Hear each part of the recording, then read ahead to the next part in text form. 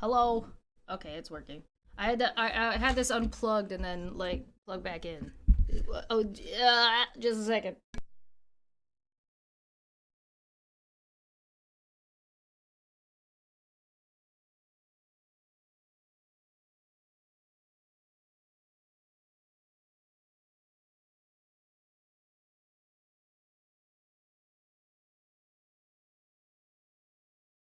I have two things that I wanted to show you like side by side. Let me just open these real quick. Here it is. Uh, sorry, three that I wanted to show you guys. Oh, let me open my thing. Hi, hello, welcome. What's up? How's it going? How's everybody doing? Hope everybody's having a good time. I got my Switch back from my sister's house. So that's nice. Uh, what's up? Happy Tuesday. I hope everybody's having a good Tuesday. Are you guys ready? Are you guys ready? 4chan got hacked. It's been planned since 2021. Who hacked 4chan? Who was it? Was it the government? Was it the American government? I don't have my hat today. Hello. Welcome. Hello. Everybody's here. I got I got two things I wanted to share with you before we dive into this because I think that they're comparable. These are three clips from Steve Boots, who does Canadian political commentary. I believe he is an educator and has a degree in poli science. I don't know for sure if I'm correct about that, so correct me if I am wrong, please. I would appreciate the correction, but I'm pretty sure that's what it is. But these are shorts because I wanted to compare. I'm not really talking about what Steve is saying, but the parts that he clipped out are really good. So I wanted to compare them.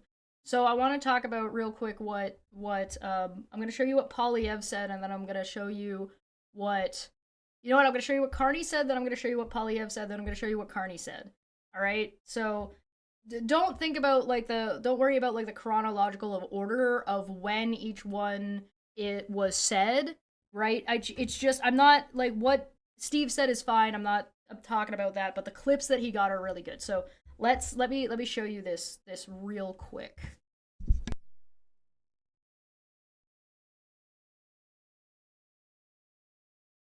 For individuals convicted of, if elected, my government will automatically revoke gun licenses for individuals convicted of violence offenses, including intimate partner violence. Who can argue with that? Literally, who can argue with that? We will strengthen firearms licensing and the so-called yellow and red flag laws that keep weapons out of the hands of those who are a risk to themselves or others. I'm perfectly fine with that.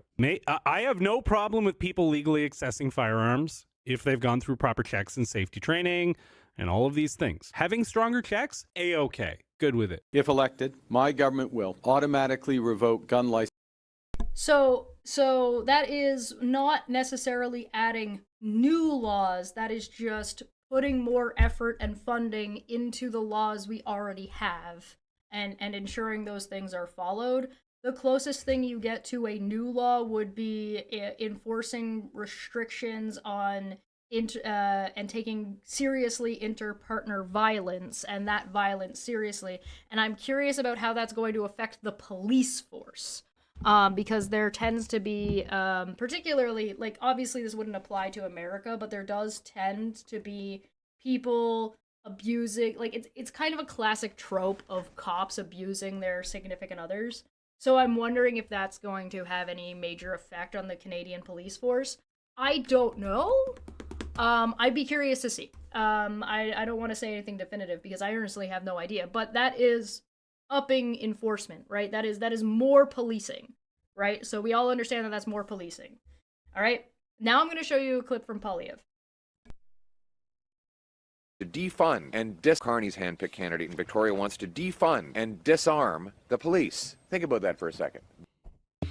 A reminder, the defund the police movement is about diverting that funding into actually productive social uses rather than just funding more cops. Because police do not prevent crime, they respond to it. Police are not preventative. More police presence does not reduce crimes committed. There is no evidence to support that. Defunding the police is about funding more social workers, it's about funding more community workers, it's about funding everything that picks up those gaps that the police create. Like, the police are a responsive force, not a preventative force. Who's going to protect us? Okay, so this sort of thing relies on the notion.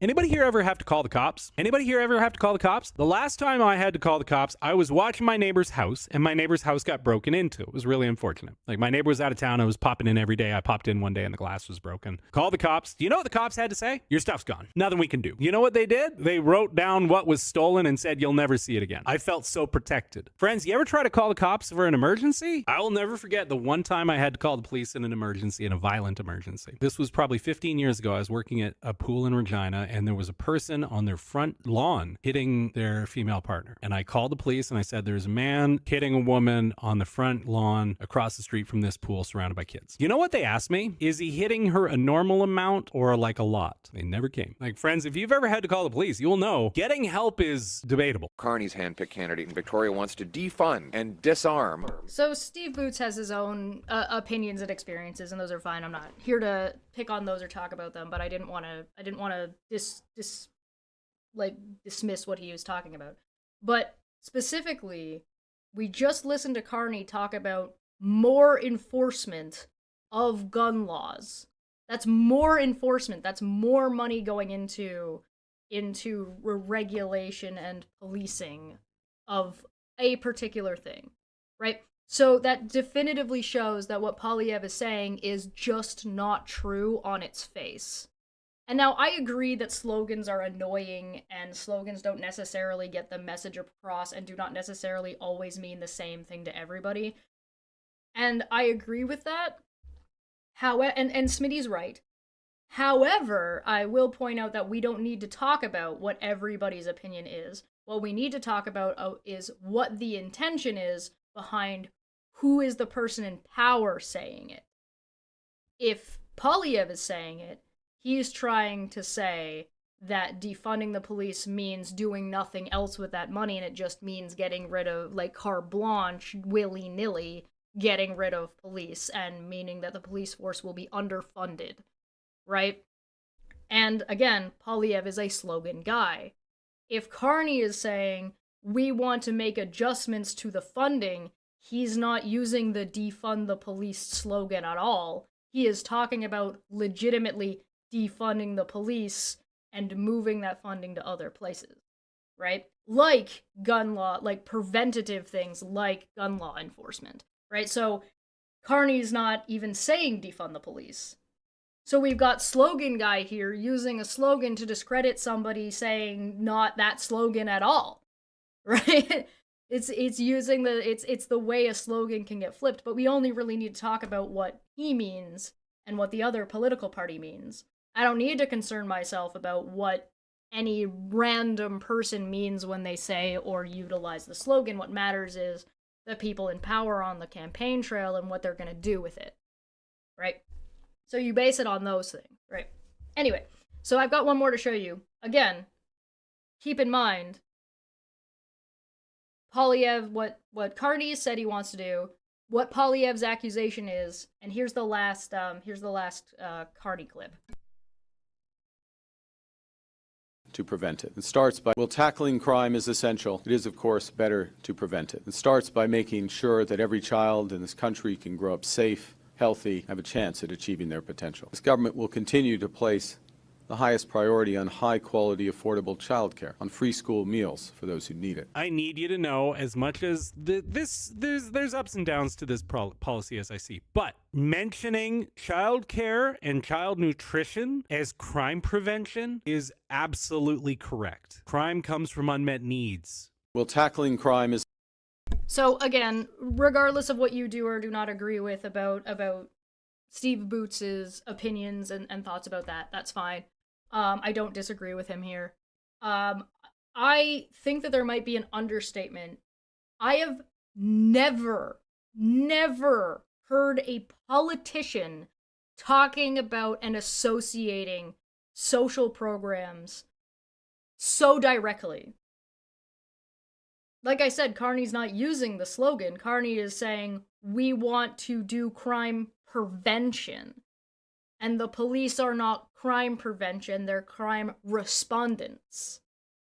You prevent crime by preventing poverty. You prevent crime by making sure, and starting with children is a good way to start, to make sure that they have homes and resources and things.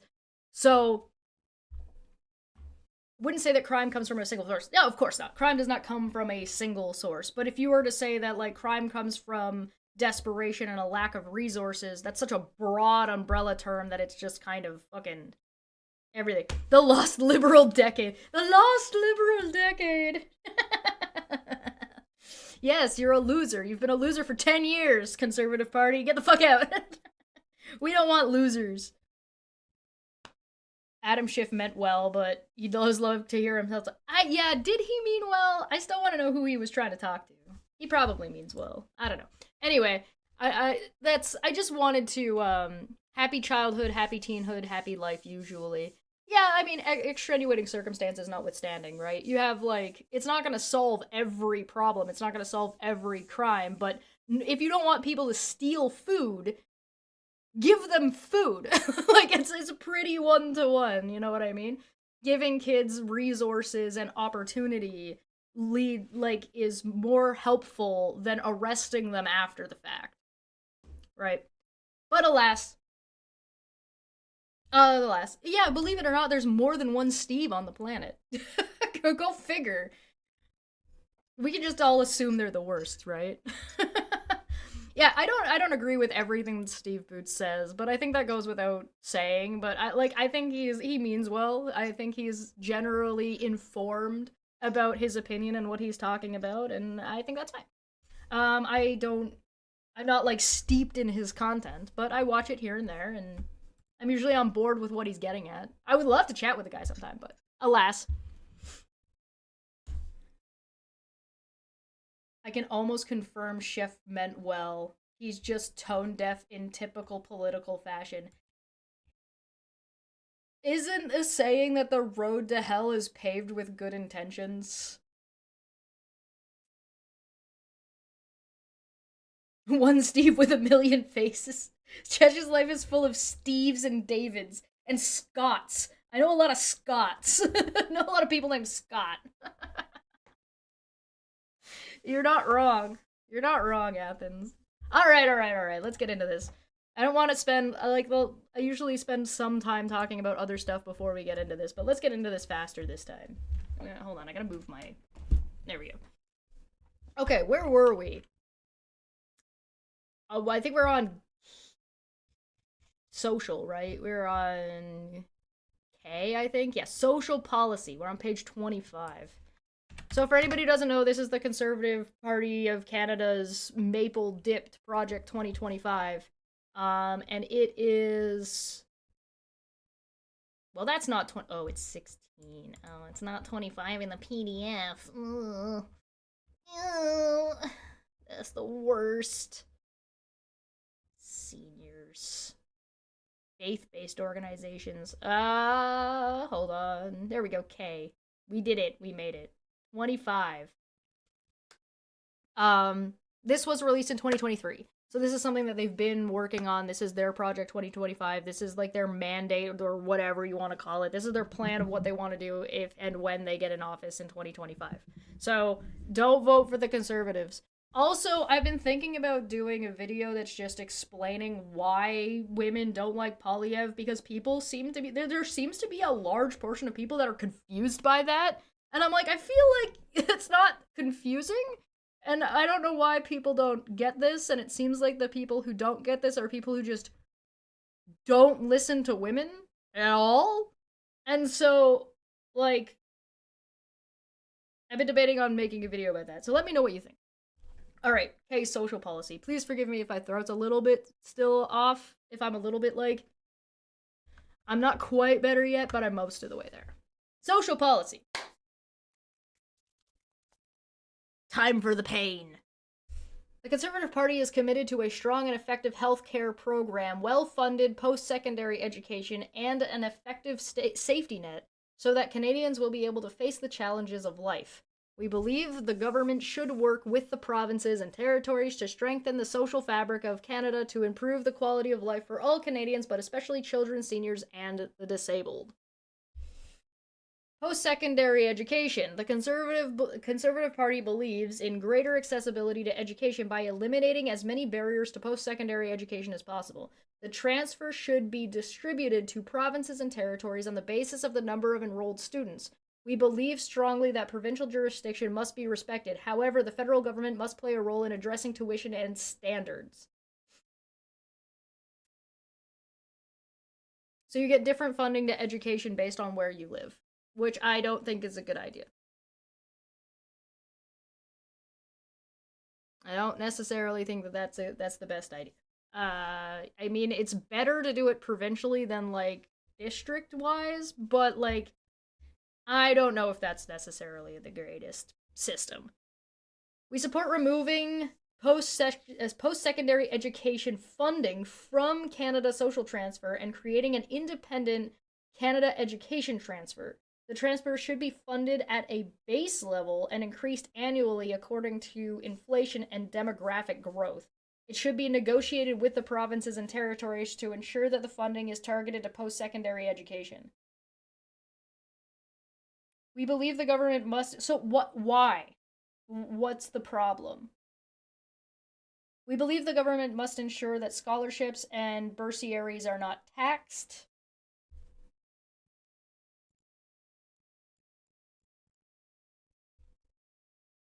The Conservative Party recognizes the investment of Canadian students and will make an additional 8 months of interest relief available on Canada student loans to allow students to better adapt to evolving market conditions. I mean, yeah, that's fine.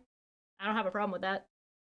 I don't know why you would need to separate it out, and I don't know if I like this setup, but I mean, an additional 8 months of not... So, if you get a loan in Ontario, if I remember correctly, from when I dropped out of school, which was a very long time ago, the amount, the length of time before you needed to pay interest on the loan was a year after you stopped going to school. So extending that by another 8 months, like by almost another year, I think is fine. Like, I don't have a problem with that. I agree with Rez, ultimately education should be free, but if it's not free, then this is a stepping stone, I guess. I don't know if the Liberals intend on making it free, though, so I haven't read as far as I know, they don't have a Project 2025.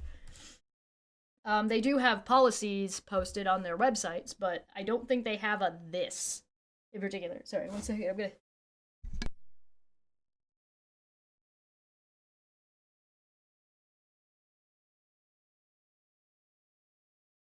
Excuse me. So I'm not sure. Student loans. The Conservative Party believes that post-secondary education is to be available to Canadians through a student loan program that provides funds to those in need.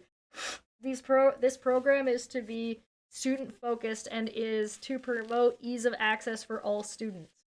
Well, yeah, it's a student loan program. I don't really know what you're saying. It sounds like you're saying nothing. The Conservative Party supports eliminating the inclusion of parental income and assets in assessment of loan application and supports loan availability model based on personal resources. You know, I'm kind of okay with this. I've known people whose parents have money who refuse to help them get education or refuse to, like... Because that's the assumption, right? That if your parents have money, they're going to pay into your education. And there's no guarantee that they're going to do that. So eliminating the inclusion of parental income and assets is probably a good thing. I think I agree with this. We support providing greater flexibility to students. Again, barring just making post-secondary education free, which they should, but barring doing that, this is a step in the right direction. I would take this over nothing.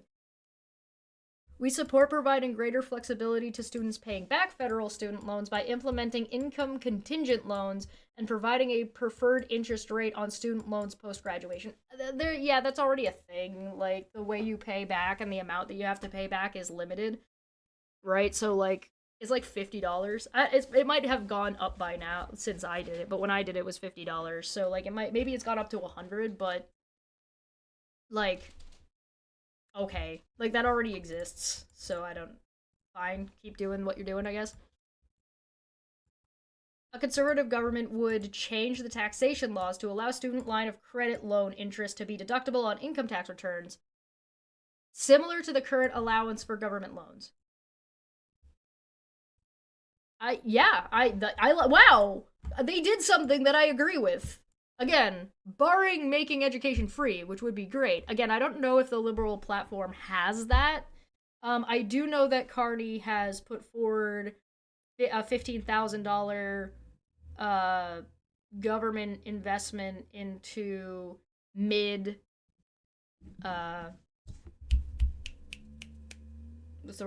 mid-career education. So, like, if you're working for a construction company and you need training, they're gonna pay for your training. But I mean, this is interesting. Making the student line of credit loan interest to be deductible on income tax returns is kind of cool. So if you're paying like, so first off, you have to understand that Canada is different than America. Our interest rates on our student loans are not,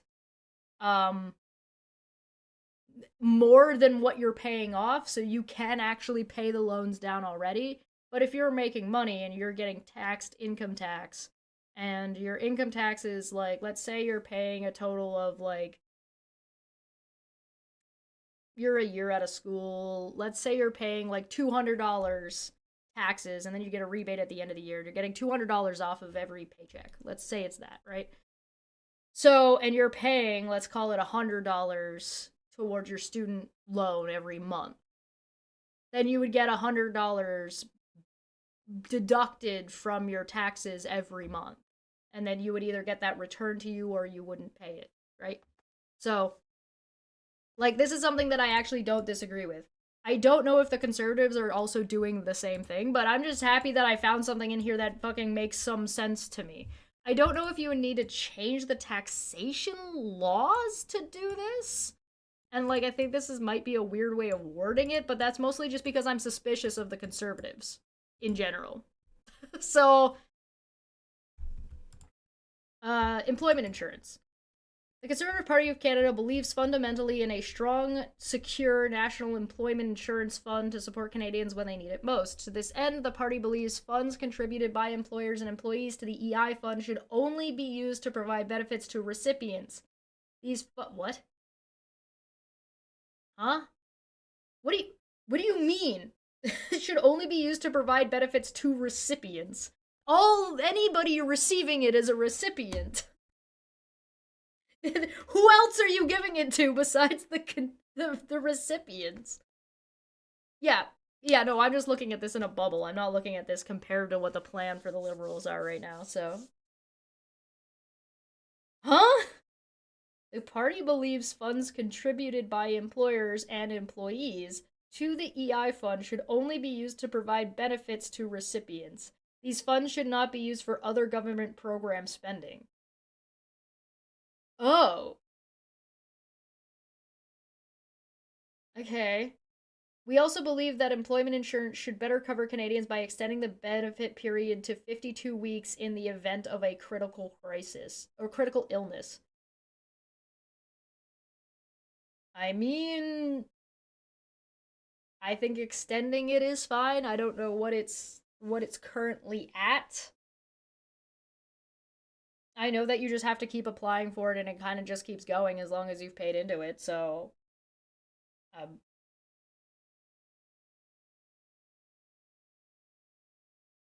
quite frankly, everything I know about the way EI works is that it's kind of fine. It could be a little bit higher. Is this about retraining? Not yet. Not yet. Or do you mean the Carney thing? The Carney thing is about further education and retraining. So, like, if your job gets taken over by a robot and you need training for the robot. Family. The Conservative Party believes that the family unit is essential to the well-being of individuals and society. But here's the other thing, though. They're saying this, and in a bubble, cool, but their solution to everything is still cut taxes. And how are you going to pay for any of this stuff if you're cutting all of the taxes? Anyway, the Conservative Party believes that the family unit is essential to the well-being of individuals and society because that is where children learn values and develop a sense of responsibility. Therefore, government legislation and programs should support and respect the role of the Canadian family. Is EI used for retraining? No. EI is employment insurance. So EI is like if you get laid off or fired unfairly and you argue that you get paid in the interim. Or like if you get sick, you can apply for EI and you have to be off work. You apply for EI and they give you a percentage of the pay that you were making while you're job hunting. And then you just have to submit forms, like, I think it's every 3 months that you have to submit forms to show that you are job hunting and update them, and if you work and do anything, you have to report to them and let them know what's going on. We believe in the right and duty of parents to raise their own children responsibly according to their conscience and beliefs. Within reason, sure. We believe no person, government, or agency has the right to interfere in the exercise of that duty except through due process of law. I mean, okay. We support, which means don't fuck around with gay and trans people, by the way. I just want to point that out. Like, if you're gonna say that you have no right and the government has no right to interfere, it means that you should not prevent gay couples from adopting or trans couples from adopting. And you shouldn't be interfering and saying that people are abusing their kids based on their belief in gender roles. Just to be clear, that's what they're saying. That's what that means. They're not going to stick by that. That's not what they mean. That's just what this literally says. We support income splitting for families. Okay. We recognize the value of the caregiver. We will examine measures within the tax system to help offset economic costs without discrimination. Take less taxes. Literally, their solution for everything. Communal child rearing greater than nuclear family. Yeah, the nuclear family is clearly a failure. I don't know, like, what is income splitting? Let's look it up so I can get this correct. Let's make sure I don't get this wrong. Let's double check what income splitting in Canada. I'm pretty sure I know, but I want to be clear. Here you go. You and your spouse or common law partner may be able to jointly elect to split your eligible pension income if you meet all requirements. Transferring spouse or common law partner for the purposes of a joint election to split pension income. The transferring spouse or common law partner is the individual who receives eligible pension income and elects to allocate part of that income to their spouse or common law partner. Receiving spouse or common law partner, joint election can be made for a tax year. It's just like filing your taxes together and shit. Without getting married and stuff. Shared parenting. The Conservative Party believes that in the event of a marital breakdown, the Divorce Act should grant joint custody and or shared parenting unless it is clearly demonstrated not to be in the best interests of the child. Both parents and all grandparents should be allowed to maintain a meaningful relationship with their children and grandchildren unless it is demonstrated not to be in the best interest of the child. Grandparents need to be removed from this. Grandparents don't have dick shit rights to do anything. No offense, grandparents out there. It's not your kid. I do think that a lot of shared parenting stuff unduly and unfairly leans towards the mother in a lot of cases, and it shouldn't. It should be unbiased and should just be considered, because I agree with this. It should be split unless shown otherwise that somebody else isn't good enough. But I do not think that grandparents should have a stake in. I think they should be considered, like, as in, like, the next of guardian pretty quickly, but they should not be considered as, like, part of shared custody unless there's some other extenuating issue where you start pulling in grandparents and aunts and uncles. Like, they should be on that level. But, like, a grandparent should not be able to fight for custody rights to their kids. Me and Feline, same page. Same page. The same way, like, an aunt or an uncle shouldn't be able to, like, so, like, for example, right, if a parental couple decides that a grandparent is toxic or problematic to the way they're raising their kid, they should be able to go no contact, and that grandparent should have no legal recourse for that. You don't get those rights. Sorry. But I do think grandparents and aunts and uncles should be the next of guardians considered when there is, like, an issue with the parents. Childcare. The Conservative Party recognizes that parents are in the best position to determine the care needs for their children.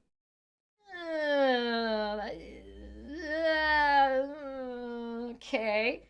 And that they should be able to do so in an environment that encourages as many options as possible. Sure. And in a manner, except abortion, except euthanasia, except yada yada yada yada. I think grandparent is in that, in the event of a missing parent. Oh, sure, yeah. Yeah, I would call that an extenuating circumstances. Sometimes there's extenuating circumstances for grandparents. Absolutely. So, like, for example, let's go back to this for a second. For example, if the grandparents, there's a grandparent here and there's a mom and a dad, right? We'll stick with a nuclear mom and dad to make things simple enough for people who have issues with it. Mom, dad, grandparent on mom's side. Mom is crazy and starts doing drugs or whatever, and the parents split, but these grandparents still want to see their grandkids on this side, and the dad is getting full custody. Mom is now out of the picture. I don't think these grandparents should have a right to custody. However, I think that they should look at making an agreement of joint parenting. I do not think the legal system should necessarily be involved in that, though. Full custody is full custody. If these grandparents want to have a relationship with these grandkids, they don't have a legal right to fight for custody in this scenario. Right?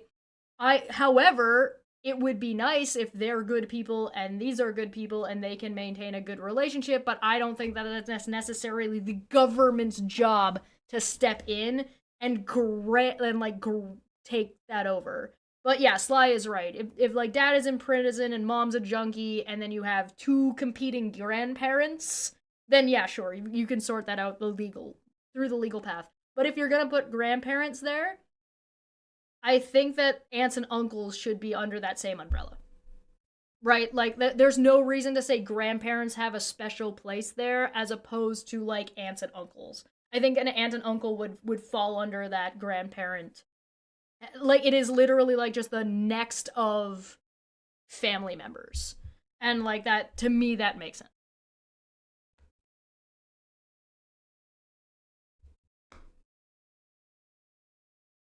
Yeah, brother, like, yeah, an aunt and an uncle so, like, what if there's two grandkids, but one grandkid is an adult, and so it's, like, the brother of the kid, and then, like, the grandparents versus the brother, and the brother wants to take the kid, or the grandparents want to take the kid. Right? Like I think like does the court get involved in that? Probably, because the brother wouldn't be considered a legal guardian. So like when you're trying to figure out who the legal guardian is, I think like an adult brother or sister and grandparent and aunts and uncles would take priority, and then that the court would help them hash it out, and then they should all be considered equal and then decided on what joint custody or whatever they want to do, and the legal system can help them with that. I just, you know what I mean? But anyway, childcare. Except for, remember, we talked about all the healthcare services. So if you're gay, if you have illnesses, if you want to do like mental health care and euthanasia, or if your child has become pregnant, you don't get any care or abortion or access to any of that shit. So except for those things that they've, or your like LGBTQ, except for those things. So when they're talking about the parents are in the best position to determine the care and needs of their children, unless their children are LGBTQ+, and unless the parents are gay or LGBTQ+, right? They should be able to do so in an environment that encourages the most options available, unless it's about pregnancy, and unless it's about euthanasia, and unless it's about being gay. And in a manner that does not discriminate against parents who opt to raise their children in family, social, linguistic, and religious environments that they judge as best for their own families. See? Unless your religious environment says you're not allowed to be gay.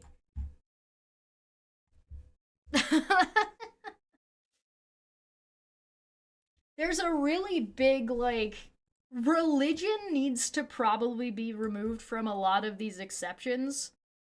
So, like, linguistic and, like, cultural stuff, sure.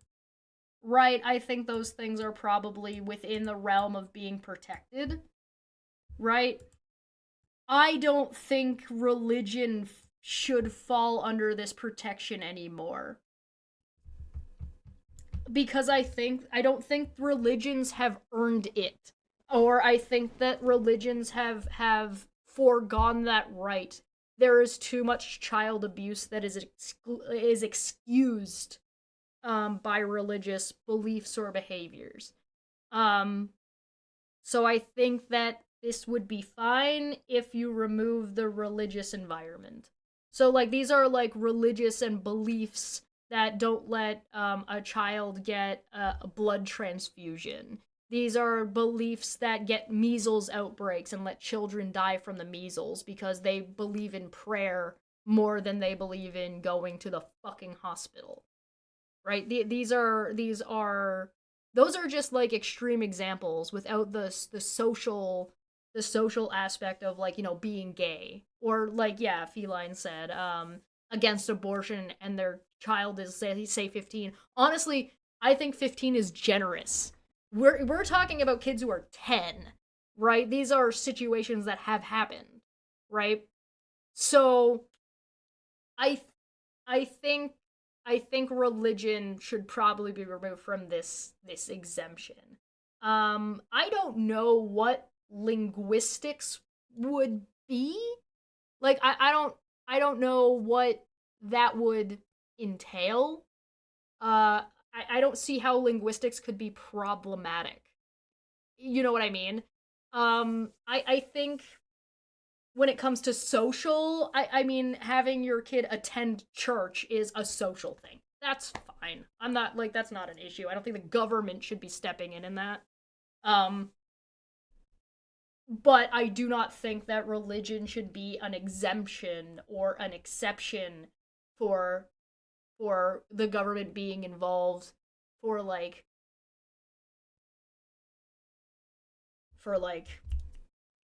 medical things or like abusive things. No, it says linguistic. This is language, right? French only speaking kid to an English family. Yeah, if you're talking about like adoption, yeah, I mean that could be difficult, but I don't know if, like, I think that's a thing to be considered in the adoption process, but I don't think that's necessarily something that the government needs to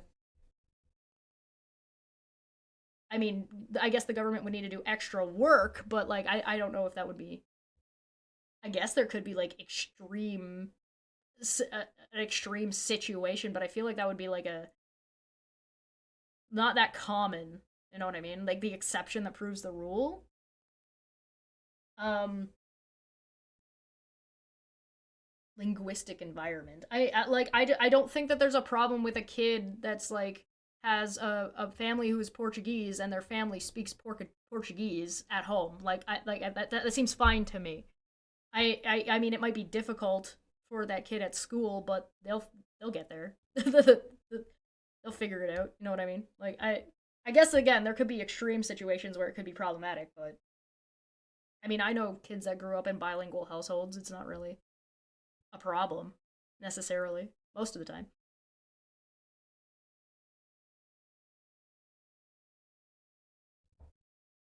But, I don't know. But I think religion should probably be, as at least a first step, religion probably needs to be removed. Um, Anyway, the conservative government will create a national adoption strategy, including an awareness campaign to promote domestic adoption and work with the provinces to ensure equal access to adoption for all children.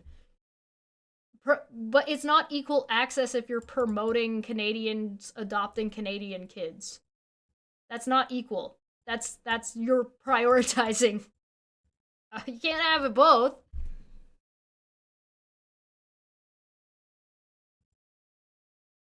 We believe domestic adoption should be tax refundable and support the use of tax initiatives for those who adopt. Okay, all right, and we're back to we're just cut taxes on everything and that'll solve all the problems. Yeah, okay, listen. This is the type of shit that gets you families that just have a revolving door of adopted kids that they don't take care of for a paycheck trope. That's what this is. That's what you get. So like don't maybe better regulation is more what you're fucking asking for here. We believe that support should go to all parents and families raising children, especially to lower and middle income parents. We strongly support a program such as Universal Child Care Benefit, which provides an equal level of assistance to parents regardless of residential area, work schedule, or choice of childcare format. Yeah, okay. I think that's fine. Honestly, I would want to see this strengthened so much so that it makes doing shit like this nigh impossible. Like realistically, if you have a kid, it should be normal to have like a support worker that helps you during early childhood development and a support worker that knows this kid and is there for the kid. You know what I mean? Like more social workers, more psychologists, like early childhood development people that like can like do regular check-ins on homes in a district or whatever, you know what I'm talking about? Anyway, women protecting female sports, intimate spaces and women's rights. Do not lump this in together. Do not. No, why? All right. Good God, here we go. For clarity, the term woman used throughout the CPC policy declaration means female person. Okay, what does that mean? All you've done is pass the buck, and that's not a definition. Oh, no, hold on. I need a drink. Hold on, I'm getting a beer. Hold on a second. Give me 1 second. 1 second. 1 moment, please. I beg of you.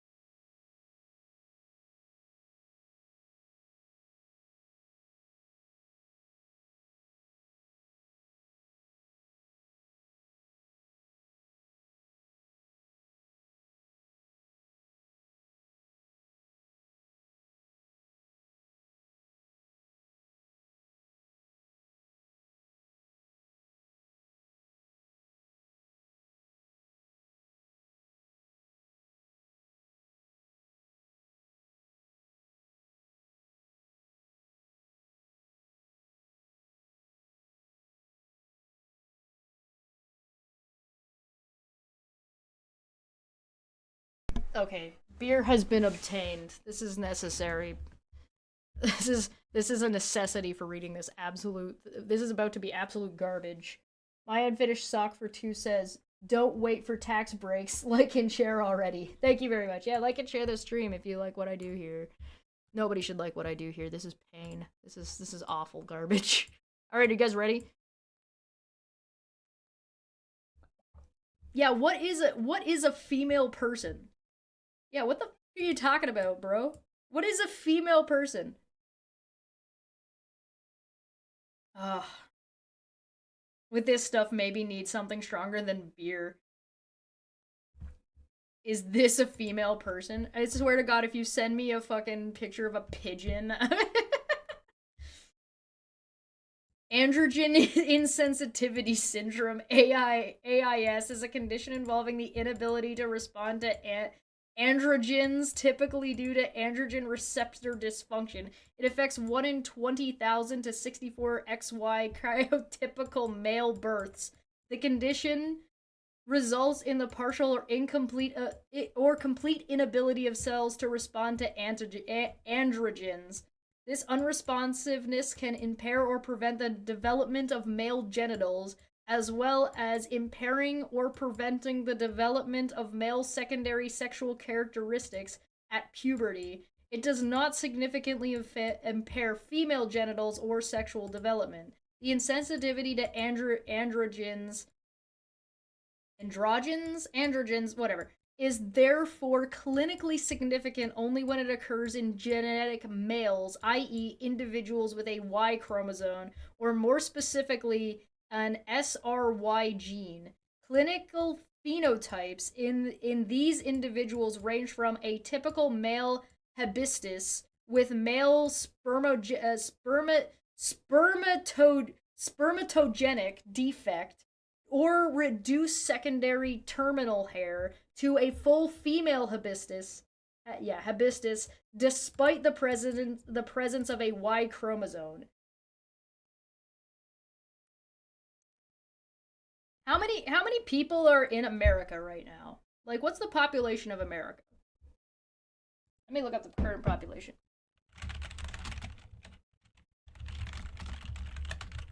The current population in America, as of the worldometer, is 346,887,936. So if I pop open a calculator, and let's be generous here. Let's call it 35. Let's call it 346 million or 437 million, right? 340. Let's call it 347 million. 1, 2, 3, 1, 2, 3. Divided by how many did they say on this? 200 to 64. Well, let's go on the tail end. Let's call it 64. So let's divide it by 64,000. Did I do that backwards? That gave me 5,421.875. Oh, right, I have to divide it by 2. Right. Males and females. Right. Okay, so hold on. 347,000, million divided by 2 gives us 173,500,000. All right? Yeah, no, Feline's right. We got to divide it by 2. All right? So we've got 100. I'll type it in the chat so you guys have it. 173 space 500 space 000, right? So that's the number we're looking at. So if we want to figure out it affects 1 in 20,000 to 64,000, we have to then divide how many times does 64,000 go into 173,500,000.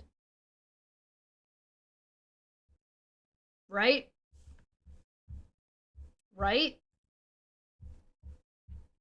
So if we take that number and then divide that number by the 64,000, because it's 1 in 64,000, right? We use 42 for the mid-range. All right, yeah, let's use the mid-range. I'm fine with that. 173 50000.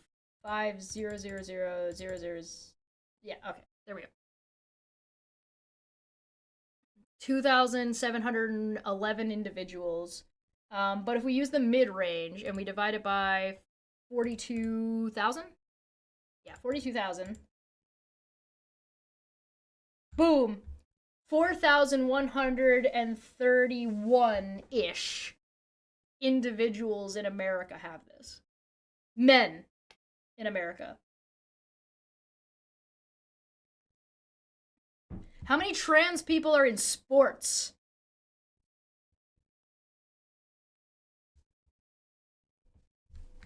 How many trans athletes are there, do you think?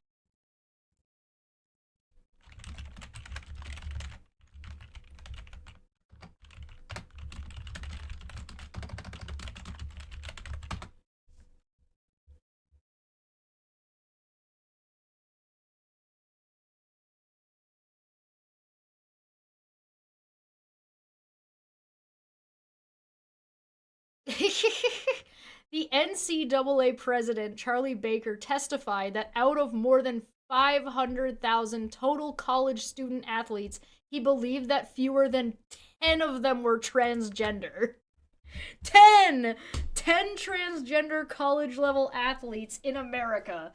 And we're out here fucking making laws and freaking out about what is a female person.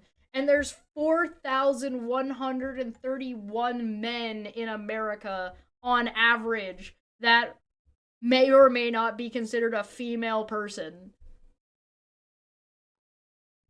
That's fucking crazy, dude.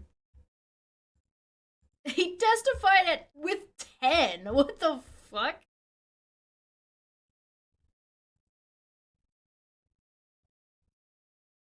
Here it is. If you want the reference, this is what I'm looking at. It's a Newsweek article about a number of people in the U.S. who identified as transgender, estimated to be approximately 1.6 million individuals, which is nothing. That is a fraction. That's less people than the number that fucking died from COVID in America. But that spans both adults and youth, according to a 2022 study and census data. 1.3 million people identifying as transgender make up 0.5% of the American adult population, according to this U.S. Census Bureau data.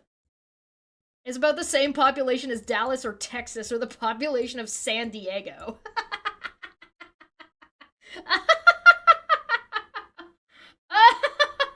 That's so fucking funny.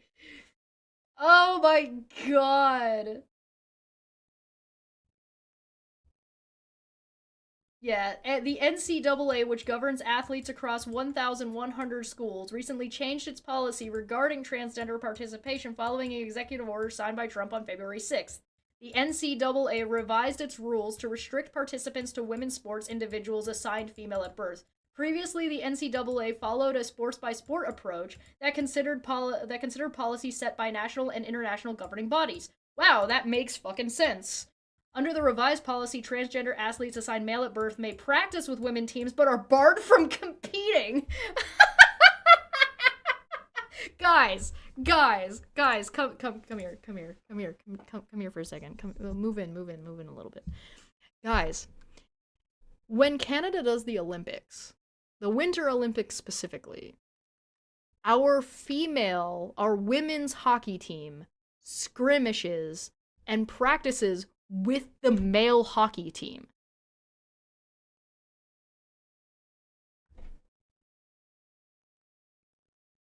And sometimes they play men versus women, and sometimes they intramural it where there's some dudes and some women on a team and some dudes and some women on the other team. What's the fucking problem? Good God. The good question. I will look at that in a second. NCAA President Charlie Baker said in a statement, quote, "We strongly believe that clear and consistent and uniform eligibility standards would best serve today's student athletes instead of a patchwork of conflicting state laws and court decisions." You'll fair? All right, you want to know what's that number in Canada? All right, so you want to find out the number of men who suffer or who have this AID? No, that's AIDS. What was it called? Whatever. The population in Canada is currently, according to the Worldometer, we're going to use the same one because that makes sense, is 40 million. Yes. So if we take 40 million and do the same math, if we say 40 million and we divide that in half, yeah, 40 million is fine. Yeah. 40 million is fine. We're going to take 40 million, we're going to divide it in half because we've got men versus women, and we got 20, right? And then we take that and we divide it by, what did we say, 45,000? Right? So there's 444.4444444 men that suffer from this. AIS, thank you. So 444 or 445 men have this in Canada.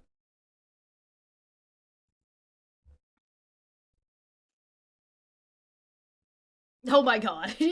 Really, feline? Estimation of body mass distribution among cis and transgender individuals. Wow, look at those. Amazing. Figure shows an estimation of body mass distribution before gender-affirming hormone therapy based on values reported by Roberts et al. 2020. Men and women are shown in squares and circles respectively, with cis and trans being denoted by closed or open symbols. Alright, so if we look at this chart, right, you're talking about trans men are right here, right? Cis women are right here. Cis men are right here. And trans women are right here.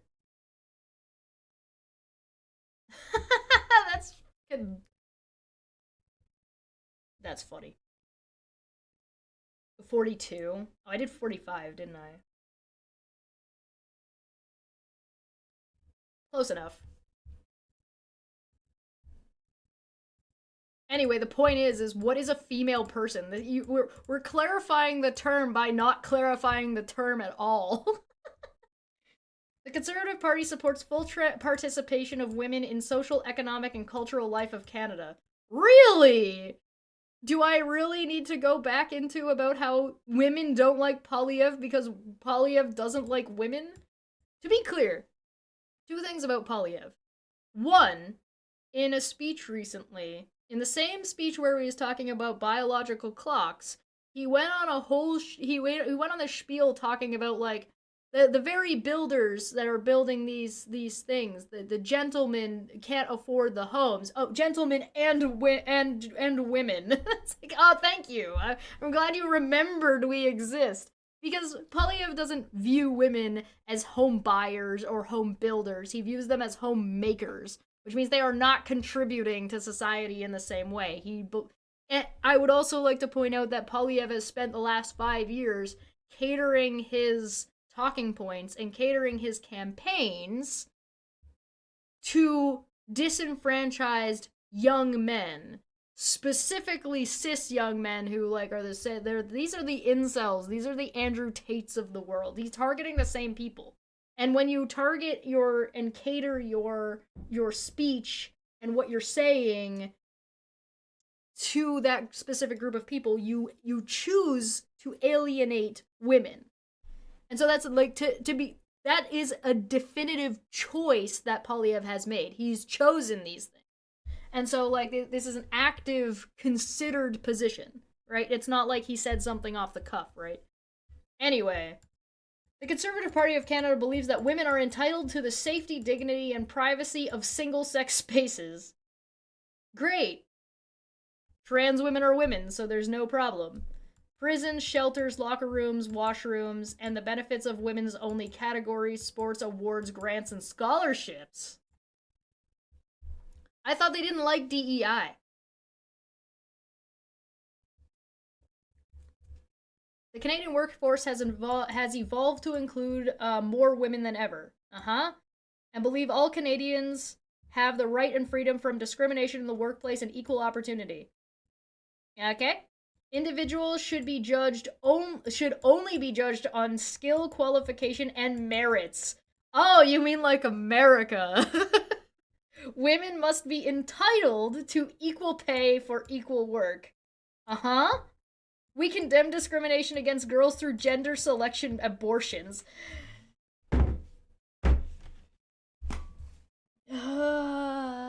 What? Oh!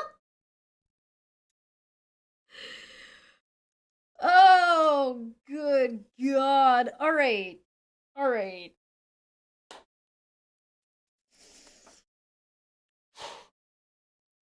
You remember I said earlier, my hair is falling apart. You remember I said earlier, I look like a Who from Whoville.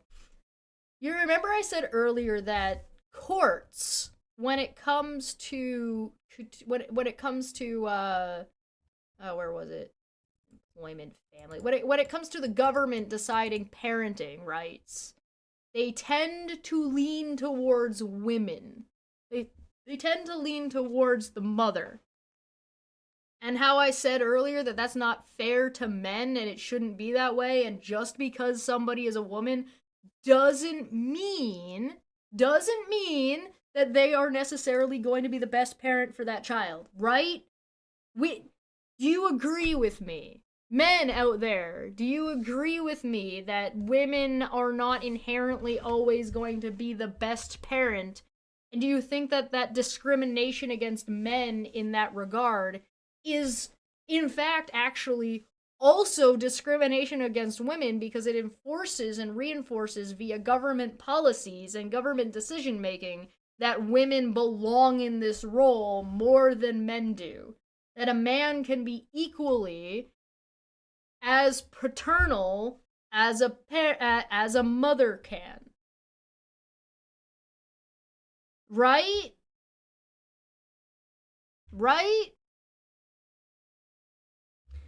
Do we agree that there are problems with men's mental health? That there are lots of women's shelters for abuse, right? There's lots of those around, but there aren't very many men ones, if you'll notice.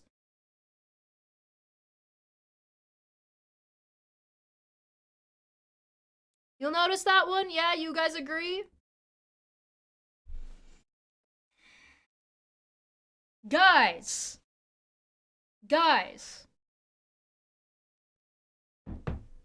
Friends, people, buddy, pal, guy.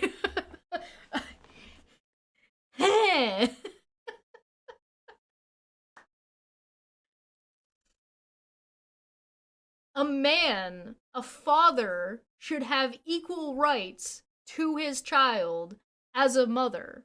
If a mother has equal opportunity and working rights, she ought to also be having an equal situation when it comes to providing financial aid.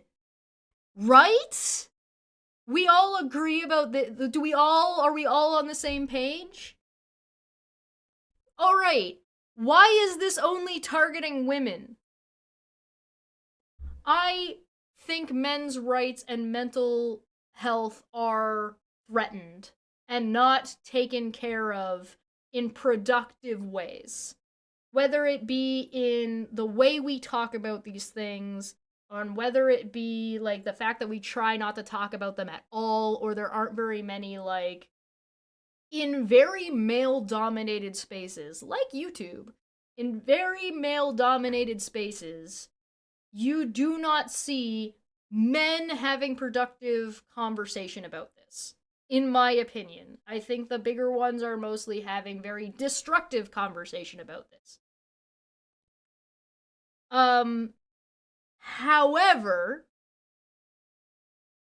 I do not think that it is fair to put that burden on women to talk about, because a lot of times what you will see is you will see women who are trying to have conversations about stuff like this that is specifically targeting women. You will see a lot of people say, but what about men though? It is not, we can't help you unless you help you. It is not fair or reasonable to put the burden of fixing these things on any individual gender, right? It is not women's job to fix the problems happening in the male manosphere. It is also not men's job to fix everything that's happening within like these types of things targeting women. Right? This is a societal problem. This is something that women participate in. This is something that men participate in. Right? Women are shitty to men. Men are shitty to women. Because ultimately what it is people are shitty to people. Men are currently in a greater position of power to do something about it. Currently. Yeah, help me to help you. Right? Help me to help you.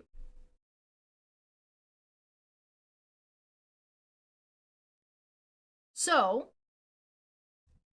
we live in a society. So, if women are like, hey, there's a problem of this manosphere horseshit targeting and attacking women, you will notice that as we've been reading this, we've hit 3, 4, 5 things so far that specifically work against women and are targeted against women. Because men do not view abortion rights as being against them. They are. Not having abortion rights for women is an affront and a target and harms men also. God forbid you have a pregnant significant other and you get in a car accident and that woman is laying dying and you are forced to watch your wife or significant other stay alive on tubes for lengths of time while her body is kept alive as a test tube for that child until that child is either birthed or comes out fucking dead. And you're forced to deal with that. And guess what? If you privatize the healthcare system, that shit comes out of your fucking wallet on top of that. And you're not even given a choice in the matter. Maybe you would choose to do that. Maybe that's something that you would want. Maybe that's something you and your significant other discussed ahead of time. Maybe it isn't. Maybe that's the decision you would make, but guess what? Too bad. You don't get to make the decision. The government is going to tell you what you have to do.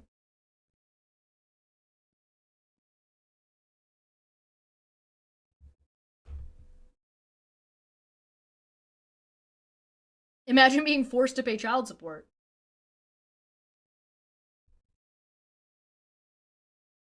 Abortion rights help men also. It's not a man versus woman issue.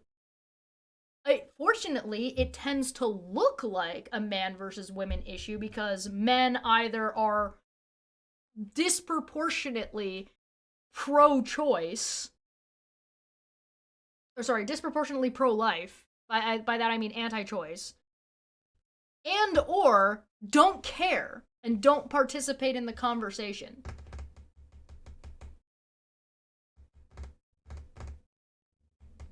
Being unable to pay child support so you get sent to jail. Or on top of that, what if your significant other has a miscarriage and gets sent to jail?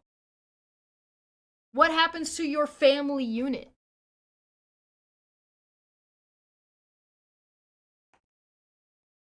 What happens to you and your significant other when your significant other is sent to jail because she had a miscarriage due to circumstances completely outside of your or her control? Then what?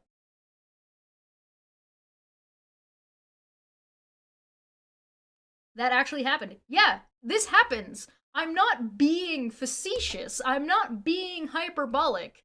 These are actual examples of things that have happened.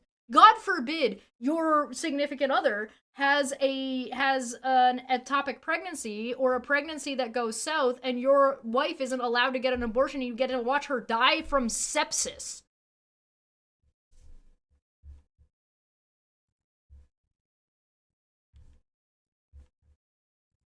Like, do you think that doesn't affect you, men? That choice is removed from you and taken by the government. The government gets to decide what happens to you and your family and your wife, and it forces you to watch your fucking significant other die. Women arrest after miscarriage in Georgia drew fear and anger. Experts say arrest is part of a pattern of criminalizing pregnancy that has accelerated since the fall of Roe v. Wade. On March 20th, in rural Georgia, an ambulance responded to an early morning 911 call about an unconscious bleeding woman at an apartment. When first responders arrived, they determined that she'd miscarried. That was only the start of her ordeal. Selena was transported to a hospital, but a witness reported that she had placed the fetal remains in a dumpster. When police investigated, they recovered the remains, and she was charged with concealing the death of another person and abandoning a dead body. The charges were ultimately dropped. An autopsy determined she had a natural miscarriage around 19 weeks and the fetus was non-viable. Still, her arrest comes at a time when a growing number of women are facing pregnancy-related prosecutions in which the fetus is treated as a person with legal rights, and her experience raises troubling questions about miscarriages that happen in states with strict abortion laws. Women's health advocates say, how should remains be disposed of, and who gets to decide?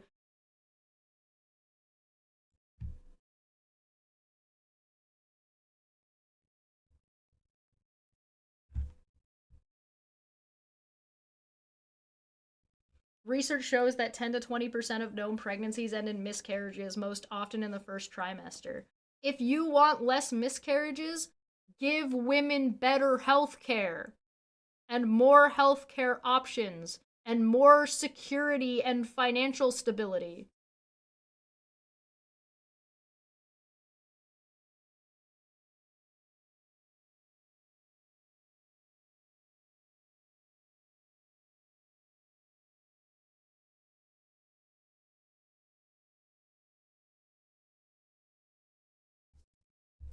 It's not about what could happen to a woman you care about. It's this can happen to you. You're the one that's going to suffer. She's going to be dead. Or in prison.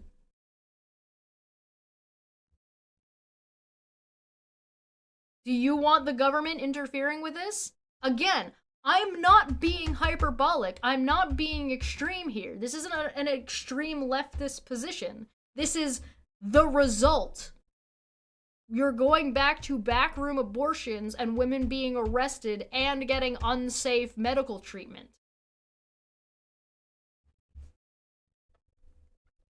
Everyone look at the Romanian Decree 770 and the effects that it had. Lots of miscarriages happen. Yeah, despite the healthcare, it just happened. Yeah, no, sometimes a baby is just not viable. And sometimes women just miscarry by no fault of their own. It has nothing to do with whether or not they wanted the baby or didn't. But then again, you've got people who think that, oh no, the women's production system, if it's a legitimate rape, the women's body have a way of just shutting all that shit down. That is a literal thing that men in power have said about women and their healthcare needs and about abortion rights. Again, this is not just an affront and a woman problem. This is a societal problem that is disproportionately ignored or dismissed or advocated for by men, which makes people misattribute the issue to being a men versus women problem.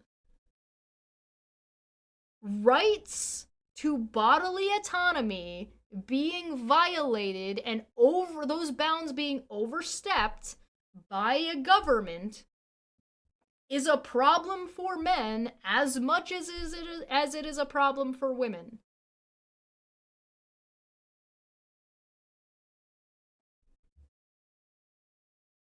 We're back to mind your own damn business. Remember earlier in this yesterday when I talked about and I showed that they want to give the police access to your medical records? Why do you think they want to give the police access to your medical records? So they can treat a prior miscarriage as a crime?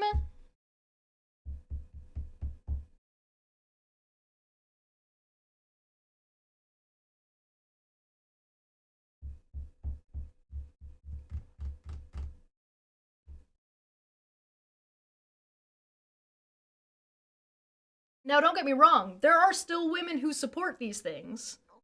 Again, like I said, this is not a man versus woman problem. I'm saying it is disproportionate. A lot of men do not care, and that's a problem. And I am putting the men who advocate for this and the men who don't care together. It is disproportionate because a lot more women actually care about this one way or the other. There are women that advocate for this shit. And they're assholes. I've talked about them before. SJ comes to mind.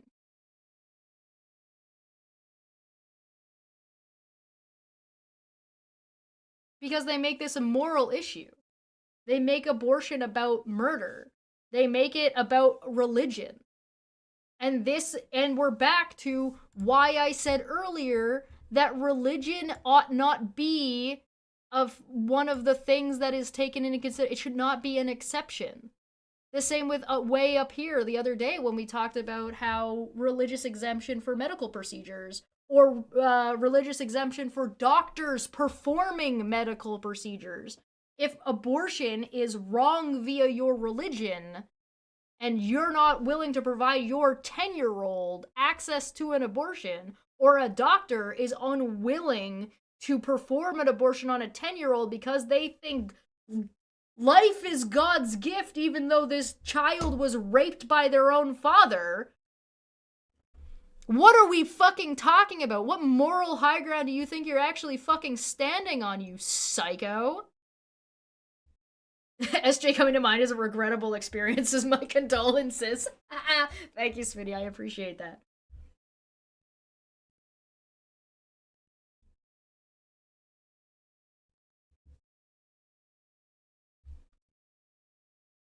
You can't make these exceptions. They're not reasonable. And it's definitively not reasonable for a medical professional to just him and haw and make that because it feels weird.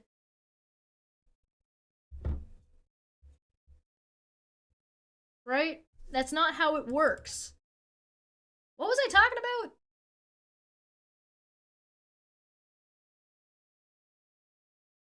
Oh, right. Against girls. We condemn discrimination against girls through gender selection abortions. Listen, if you really want people to not want to have men or like have boys over having girls, you need to societally change the ideal. That's a thing that does happen, and it's really sad, but that's because we don't value women equally.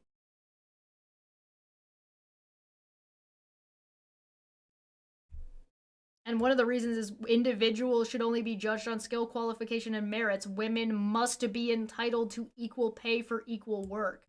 And this is like what this is. Who wants the medical records? The police. The conservatives want to give your medical records carte blanche to the police and other groups.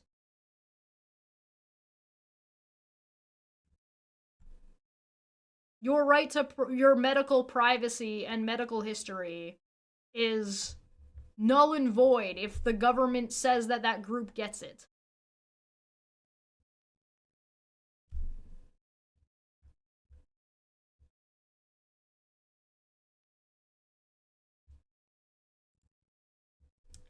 But yeah, this qualifications and merit shit is just a massive misunderstanding of DEI.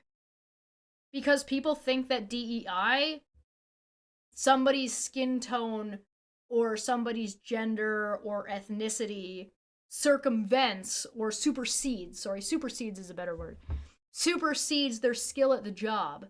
And they don't understand that no. DEI means you've already reached the skill level of the job.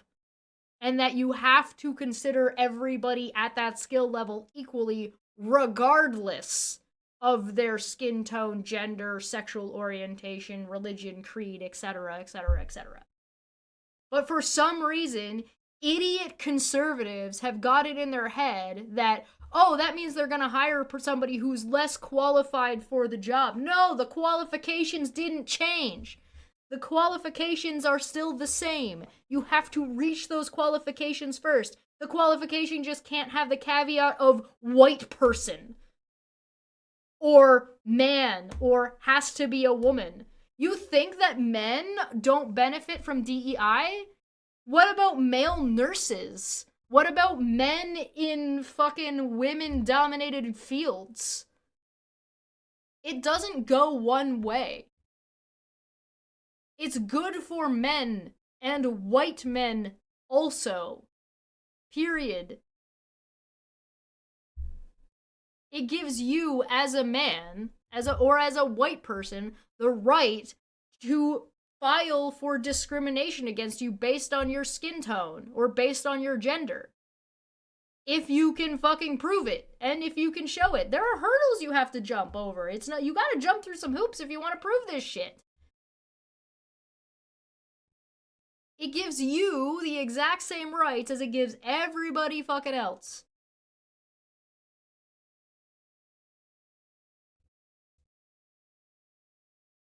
Choosing not to have kids at all also creates an imbalance.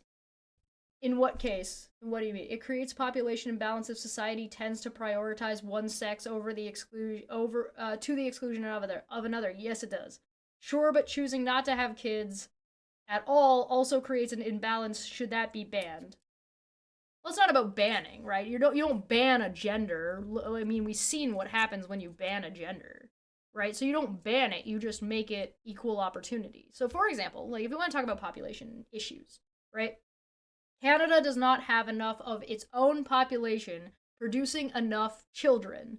And so the solution, one of the stopgaps to assist with that, is bringing in more immigration, right? So you bring in more immigration, you buff up your... It's not a zero-sum game. There's more than one way to skin a cat, right? You buff up your you buff up your population in the meantime, and then you figure out why people don't want to have kids.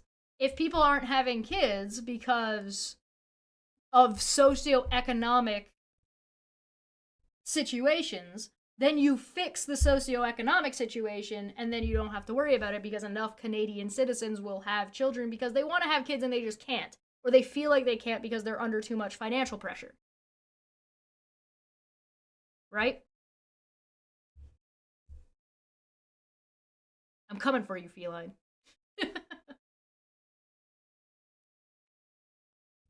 The idea that radical discrimination laws only work one direction are absurd. Right! You are 100% correct, Tom. Thank you. Thank you. Those against DEI are basically admitted they are not qualified. Well, also that, yes. Right? So, right, and Alex is right. We need to fix the socioeconomic conditions so people who want kids can have them. And the stopgap, while you fix those issues, is to increase immigration. Right? So if you increase immigration, you fill in that gap being left by the people who are dying off and the people who are coming up. Allow those people to also become citizens. You've increased your population, increased the number of people who can have children, and made it viable for them to have children. You want to talk to anybody like in and around my age and be like, hey, you having kids? And they go, in this economy? What are you talking about? Absolutely not. and then you make adoption more viable. Right? Anyway, seniors and national senior care strategy. I feel like we haven't gotten through very much of this, and I should probably keep going. There's a lot to talk about. There's a lot to talk about when it comes to these kinds of policies, and I'm a little bit sorry, but I'm not that sorry because there's a lot to talk about. Hello, welcome. It even applies to just names. We've done an experiment with job applications. We hire more people with foreign-sounding names if the application process is entirely blind. I did this test personally. I used to work in manufacturing. And when I was job hunting, I changed the name. Like, I stopped working at one factory, went and started applying at other factories. My name is Victoria. So I put Victoria on my resume. I didn't get a callback. I sent my resume to the exact same places. Like, I would go 1-to-1, and I changed the name on my resume to Vic. Callback, callback, callback, callback. I answer the phone, and they're like, "Hi, is Vic there? It's this person from blah, blah, blah calling." And I'm like, "Yeah, this is them." Oh, they're surprised that I have a female-sounding voice. Surprise, surprise, surprise. To the surprise of fucking nobody. Because that discrimination is still there, it's still strong. That's what DEI is for. Right? Hi, Smitty. Seniors. National Senior Care Strategy. The Conservative Party recognized that those over the age of 65 are becoming a dominant segment of our population. Oh, that's that thing I just talked about. We are committed to ensuring that seniors continue to have quality of life, accessible healthcare, and the ability to stay in their homes longer. Which is why they're cutting everybody's taxes, because that's how you're gonna pay for that, right? Through a national senior care strategy, provinces and territories should be encouraged to collaborate and agree on minimum service standards for home, community, and long-term care to determine and share best age-friendly initiatives and practices. Okay. I mean, I feel like there should probably still be a federal standard, but okay, if Alberta wants to have better care because they have more money, sure. Many Canadians wish to continue working, here it comes, I knew this was coming, but are penalized by the loss of retirement benefits. We oppose the discriminatory practice of mandatory retirement and discriminatory practice and believe Canadians should be given the choice of retiring or continuing work without the loss of federal retirement benefits. We also believe that workers over 60 are a trained and needed workforce in a context of low unemployment. We believe in the implementation of tax incentives that will stimulate their retention or return to employment. Guys, again, the Conservatives want to raise the retirement age. They already raised it last time they were in power, and now they want to raise it again, disguising it as discriminatory. Because it's discriminatory to, not have to work. And again, all the problems are taxes. They solve every problem with taxes, guys. We are not amused. Let's pander to the generation that have everything handed to them and then hand them some more stuff because poor boomers are getting okay boomered. Yeah.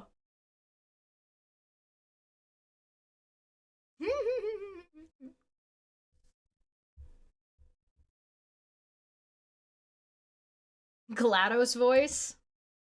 Oh god. What would this sound- wait, hold on. What would this sound like in GLaDOS voice? I should get like a voice changer button. I don't have one, so I'll do my best. GLaDOS.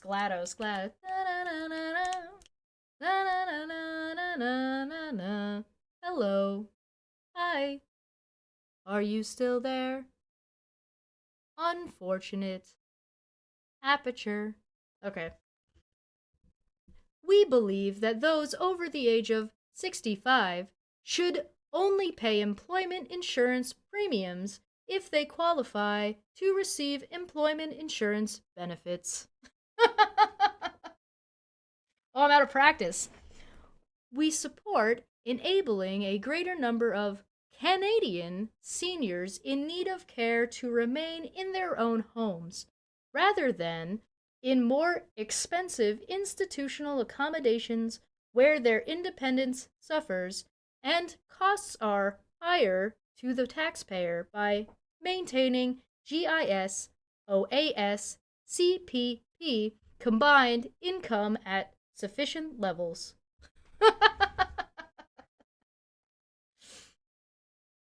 I would only use the voice changer to make it a little bit more robotic, but yeah, you know.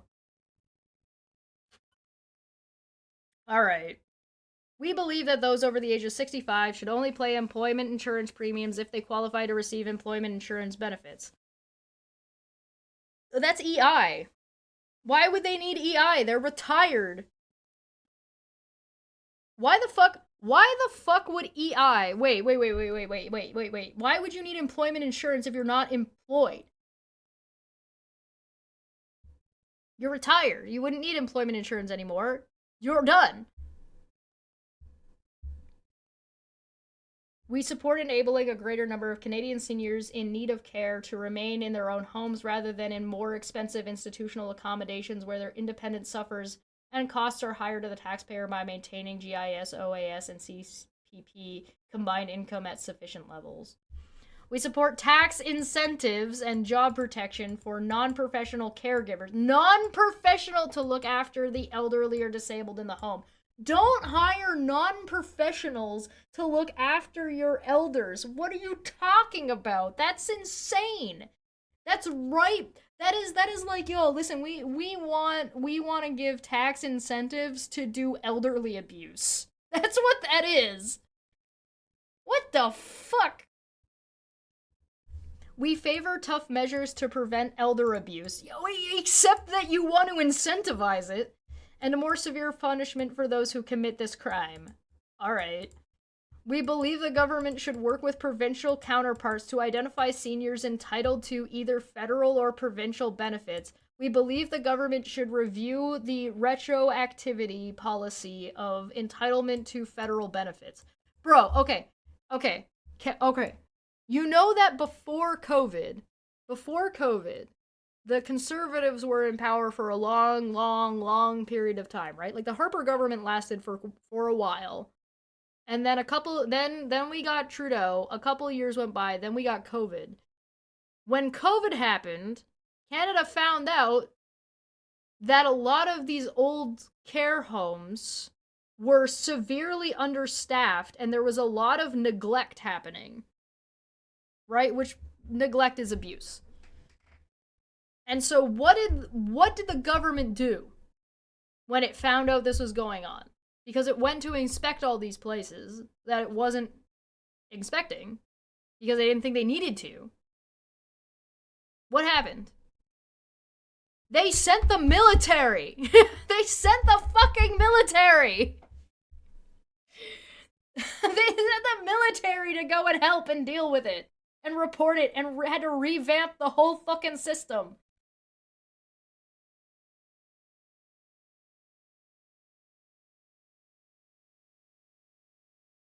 Right-handed Sith says they may be implying family members looking after their elderly relatives. Like if you cannot give these people the benefit of the doubt, my friend. These are politicians. You have to assume any and all possibilities, which includes the worst ones.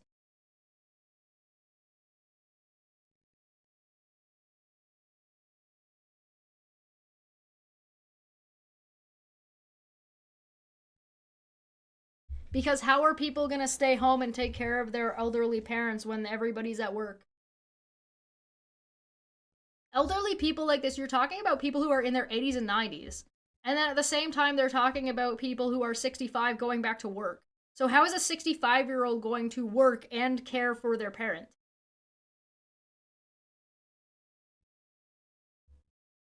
Right? Retirement savings. The Conservative Party values retirement security. has as a vital element of independence. We confirm our commitment to the Canadian Pension Plan, CPP, and old age security. We favor economic and fiscal policies that will ensure government retirement programs are affordable and sustainable over the long run. Except that we want all of you to go back to work. Protecting the sanctity, alright, of the CPP investment fund so that it will not be available to be rated as a vehicle to balance the budget or for any other political purpose. Yeah, okay, who's doing that? We emphasize the importance of ensuring the CPP investment fund is mandated to seek maximum security and to maximize the rate of return being earned on behalf of Canadian pensioners. No other policy objective should be permitted to interfere with the objectives in security and maximum rate of return.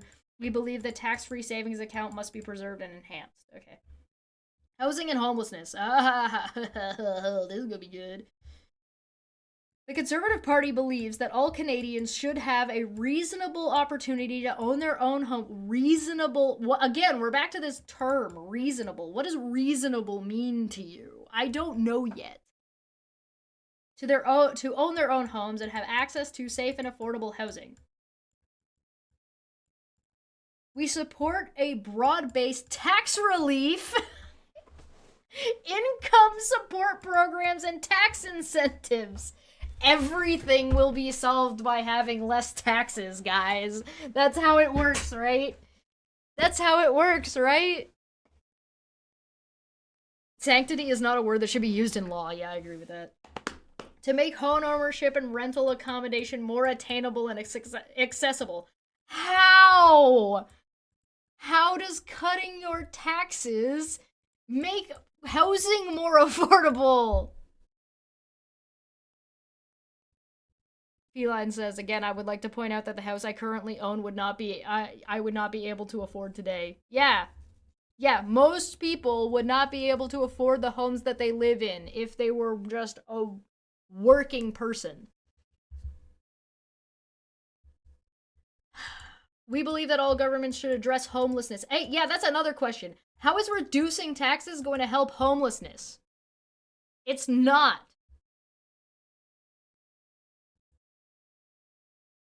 By assisting in the provision of shelters and by recognizing, addressing, and seeking out solutions to contributing factors of homelessness. We know what the contributing factors of homelessness are. It's socioeconomic status. It's access to education and healthcare. It's addiction, including alcoholism. It's racism in some cases. Like, we know what these factors are. This isn't like some fucking arbitrary shit we don't understand.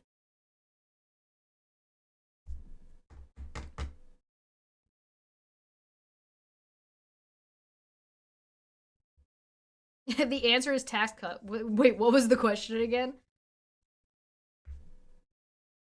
Boomers are selling their houses and having trouble finding retirement homes. Yeah. Uh-huh.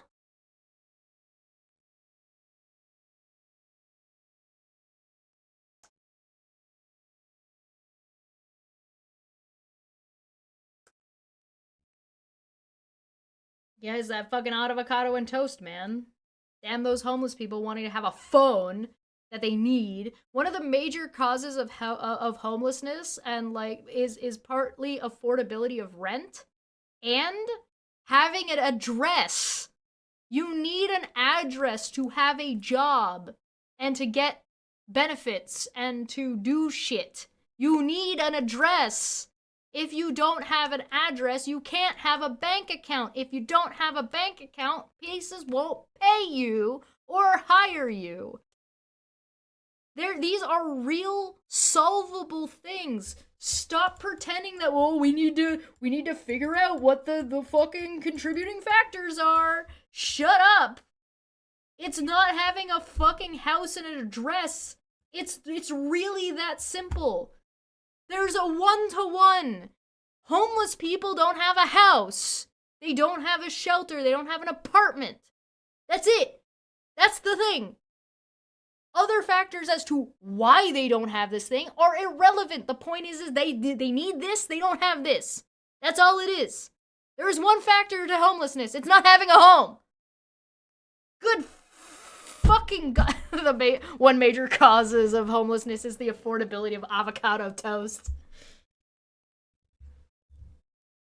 Feline just said the thing that I was saying. It's a 1-to-1. It's a 1-to-fucking-1. I'm gonna yell. No, fuck you. The homelessness is not a thing that should exist.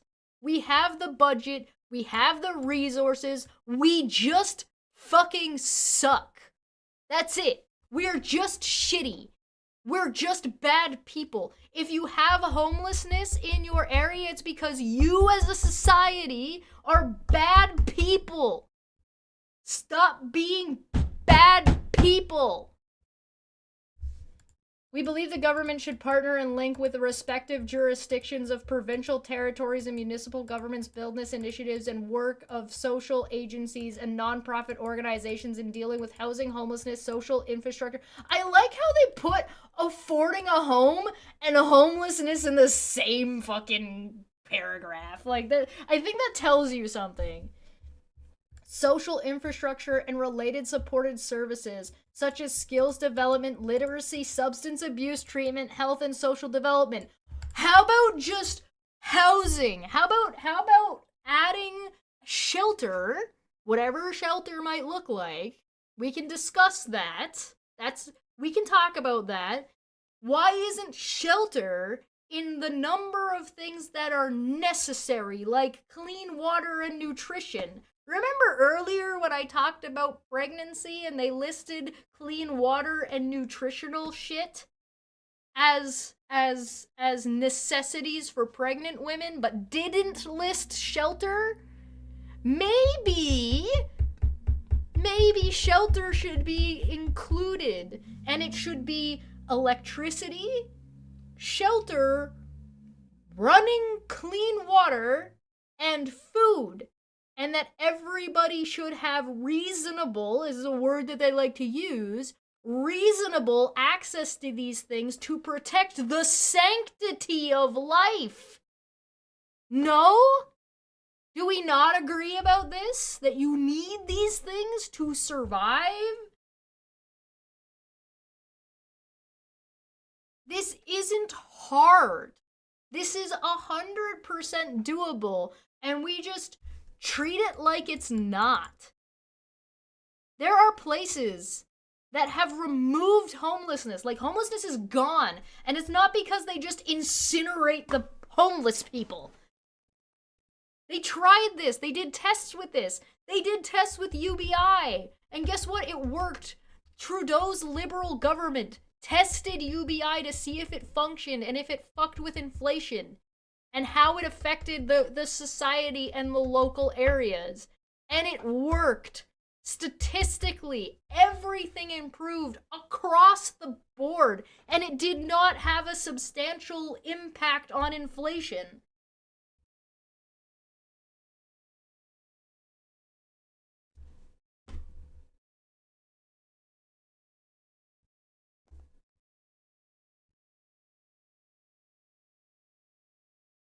It's wild that they want to ban abortions and then not care one iota of the life after birth. Not only about the life after birth for the kid, they don't care about the life of the woman afterward either.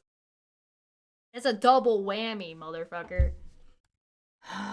We believe the government should work with the province's municipalities to develop framework agreements that help low-income city dwellers across access affordable housing through the use of tax. Oh, have you tried buying a farm recently? You're really gonna separate these out? Through the use of tax incentives for private sector builders. Yeah. Give more money to rich people. That'll help the housing crisis. And giving money to rich people definitely helps homelessness. Right? Good fucking God. We recognize... Kill me. We want to recognize... please turn me into a fine pink mist. We recognize that most renters live in urban centers, and that the pressures of the population growth as well as certain economic factors have made it increasingly difficult for many renters to find housing. So we're going to give tax cuts to the private sectors, who are the groups that rent the buildings to you. Show me the math. Listen, if you're going to solve all these problems with tax cuts, show me the math.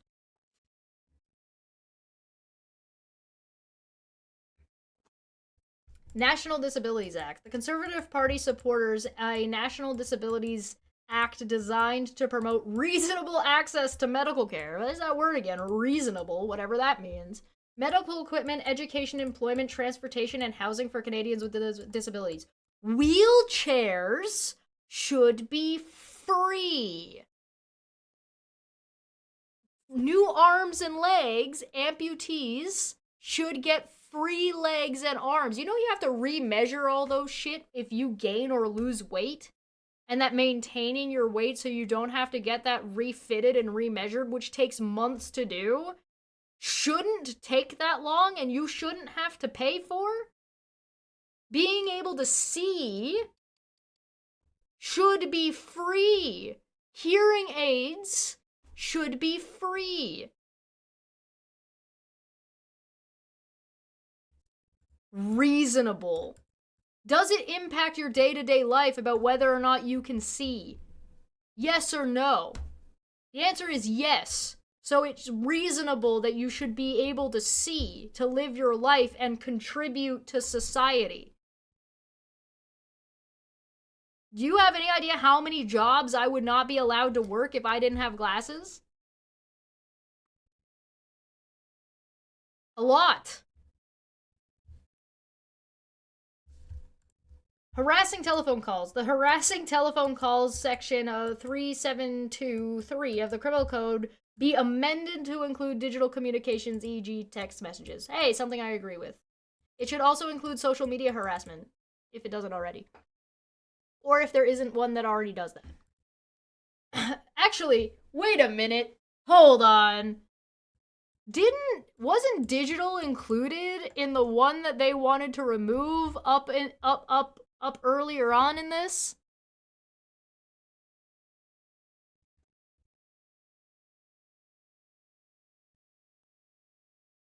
You know what I mean? Faith-based organizations. Oh yeah, here we go.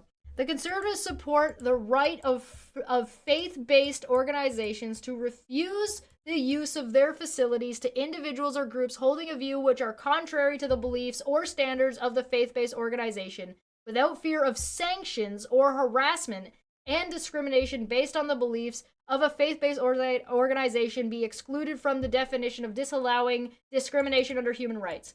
I.e., religious people are allowed to discriminate against gay people, but gay people aren't allowed to be mad about it.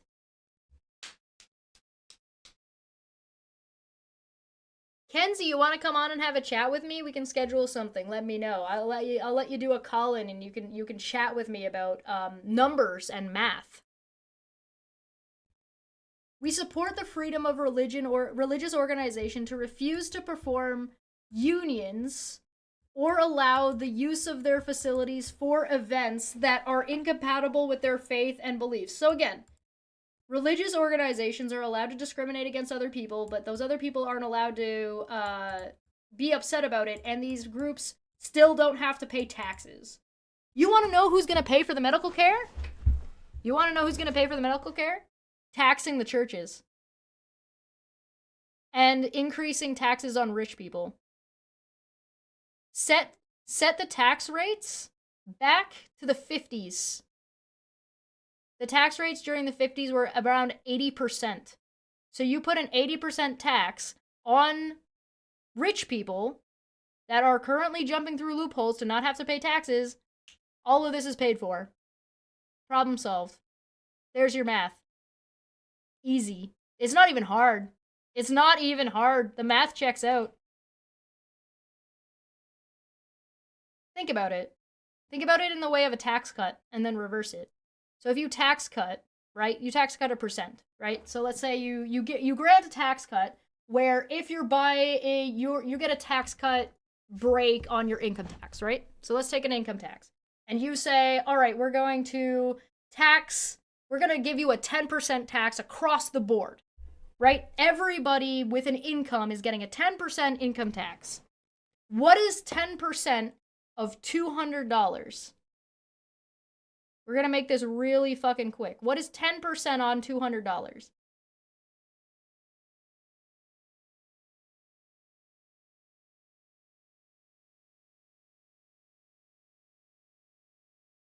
Oh, wait, it's okay. 10% on $200.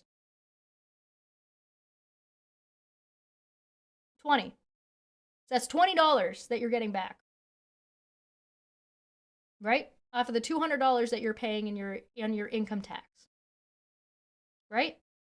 So what if your income tax that you're paying is $2,000? What's 20% of 2,000?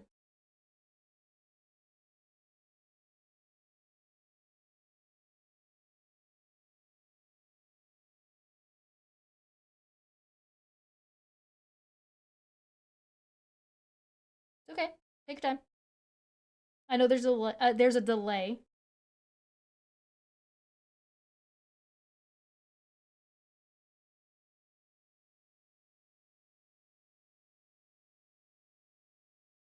Come on.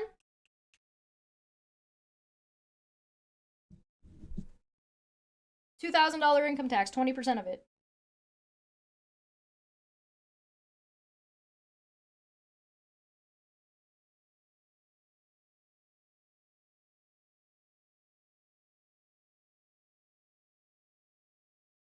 Come on, where is it?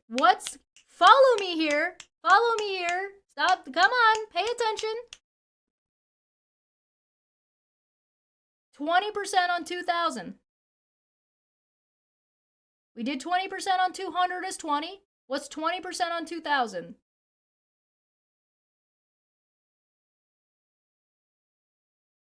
All right, next up. Let's say your income is $2 million.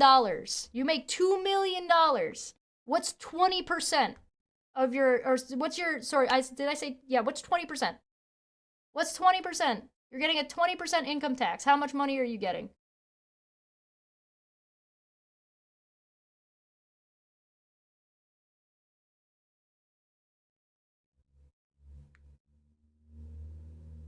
Do I need to get my jingle keys?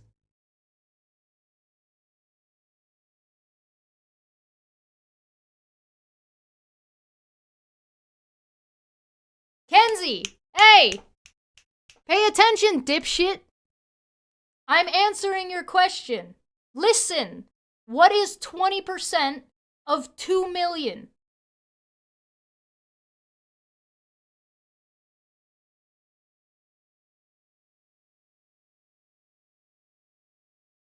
You came in here, you wanted my attention. What's 20% of 2 million? You're getting a 20% tax cut. You're paying $2 million in taxes. How much money are you saving?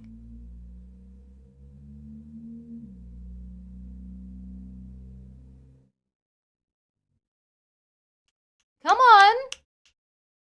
You wanted the math? What you're paying $2 million in taxes. What's 20%?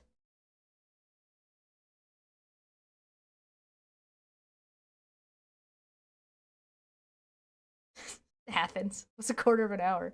What's 20% on 2 million?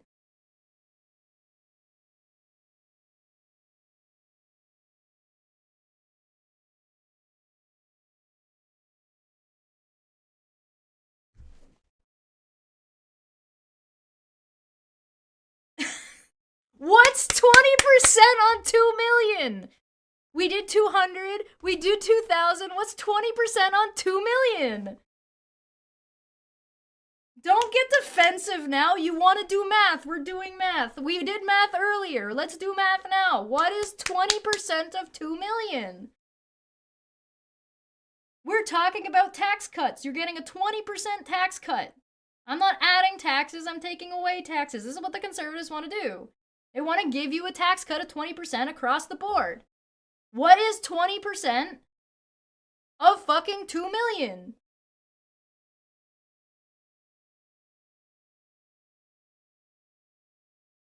I'll wait. I'll go get another beer. I got all day.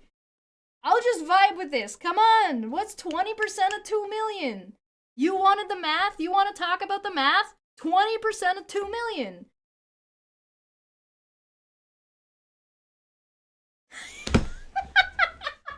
He doesn't know. Kenzie doesn't know the answer. Or she. I don't know your gender. They don't know. They don't know the answer. They don't know what 20% of 2 million is. Guys, there's no math in economics. I think we may have gotten our answer about what we're talking about with taxes.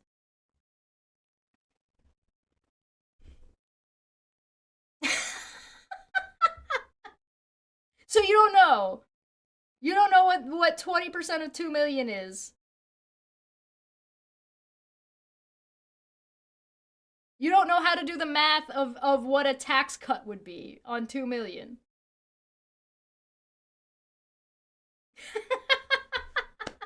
What did I tell you? What did I tell you? The conservatives are not capable of having a conversation. They get so defensive instantaneously when you do exactly what they asked you to do. He came in here, they came in here, she came in here, I don't know their gender, they came in here demanding that I do the math on taxes and do the math talking about how much money and where money would come from, right? If we don't have the money to do social programs, how do we then have the money to cut taxes? You can't have your cake and eat it too. Either we have the money to make cuts, which means that the money already exists, which means we can use it for things, or we don't have the money and we need to make cuts.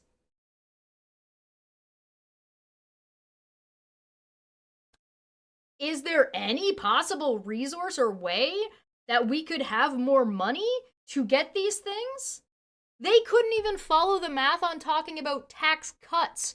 I didn't even talk about making more or taxing more. They couldn't even get to how much money would a person or a group making $20,000 or currently paying $2 million in taxes, what a 20% tax cut would mean. If you can't figure out what a 20% tax cut is on $20 million, I'm not the person not doing math. I'm not the person not understanding how taxes work or understanding what economics are.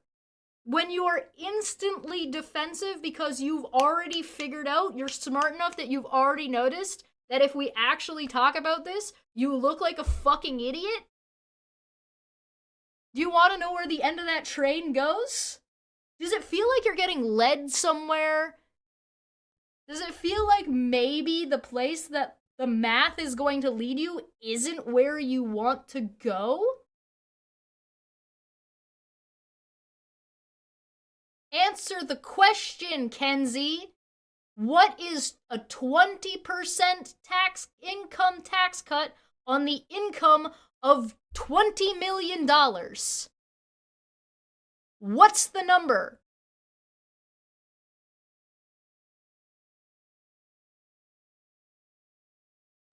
Kenzie, it's one question.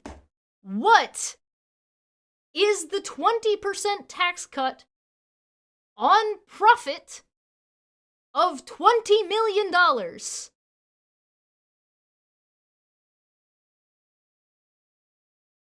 Can you answer the question? Yes or no? What's the number? Yeah, they can't answer it.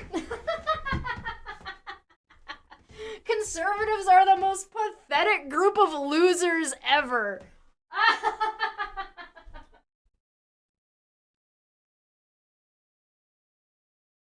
Oh, wonderful.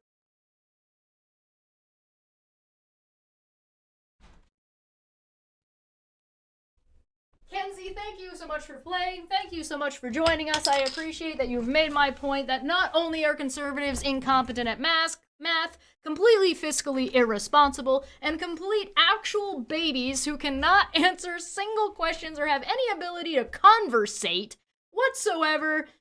I salute you. Thank you for making the point I've been making for at least a month now. Feel free to call in some other time.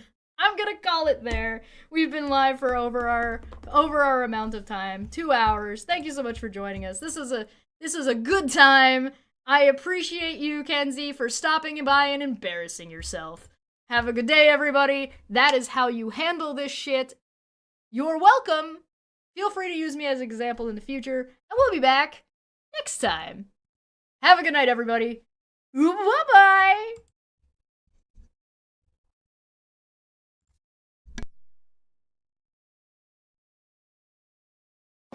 What you just said is one of the most insanely idiotic things I have ever heard. At no point in your rambling, incoherent response were you even close to anything that could be considered a rational thought. Everyone in this room is now dumber for having listened to it. God have mercy on your soul.